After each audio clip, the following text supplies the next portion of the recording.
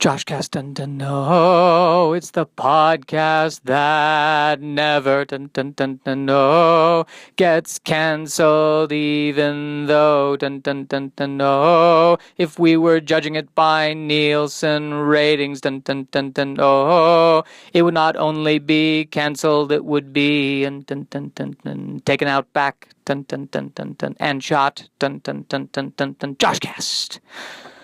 All right. I'm scared. That's how I'm doing this week. I'm scared about this new health care bill. It's the bill that the Republicans are trying to get passed. What scares me is that I read that older people will have to pay more, and younger people will have the most to gain in terms of savings. So the only person who benefits from this new plan in America is Benjamin Button. I'm deeply, deeply concerned. My mom has tried to help with this concern. She told me that I have good genes. I think I have good genes plus running water and healthcare. If I were living out in nature, I would have barely okay genes. If I were living out in nature, I think right now I would be in the stomach of someone with good genes. I have good genes the way a Kia is a good car. We're fine on the city streets, but if you take us off-roading, we're dead. I also discovered this week that the anxiety I feel when I'm on Tinder physiologically feels the same as when I climb to a very high place. So as far as my brain is concerned, dating is simply another threat. I've also noticed that everybody puts what they do for a living on Tinder, and frankly, I'm more interested in using Tinder as a place for job ideas. I'm really only swiping to the right if I think they're hiring at this point. What else is going on with me? I'm lonely. Yes, loneliness.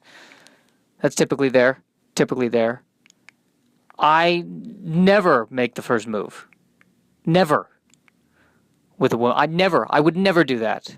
I would never do that to you, all women. Never. I would never do that. I just don't feel like you need that right now.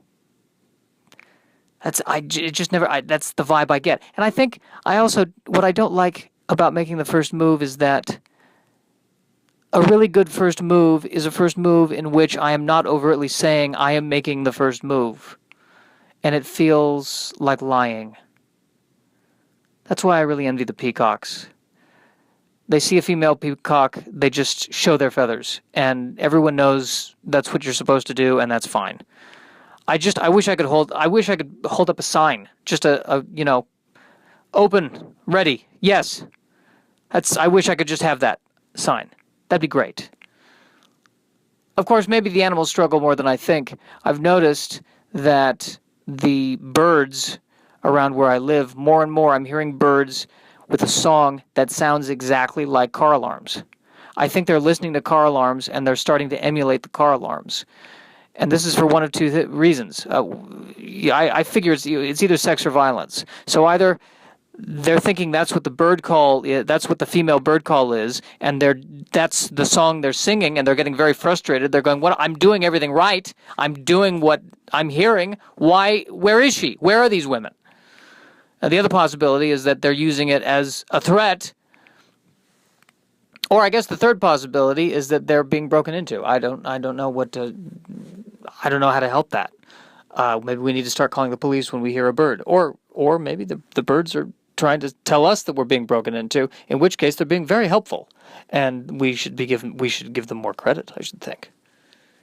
I should definitely think that. Do these birds that sing car alarms, I wonder if they ever migrate and go into this country and they do their car alarm song, and the other bird goes, what are you doing? And the first bird says, "This is how we date in the city now." And the second bird says, "My God, that's horrid. That's horrible." And the first bird says, "Well, it could be worse. It could be Tinder." Transition, transition, transition, transition, transition, transition, transition, transition. Dun dun dun dun. KSAD, alternative rock. Hey there, DJ Depression here. It's a pleasure to have the lead singer of the newest alt-rock band here today for an interview. What is the name of your band?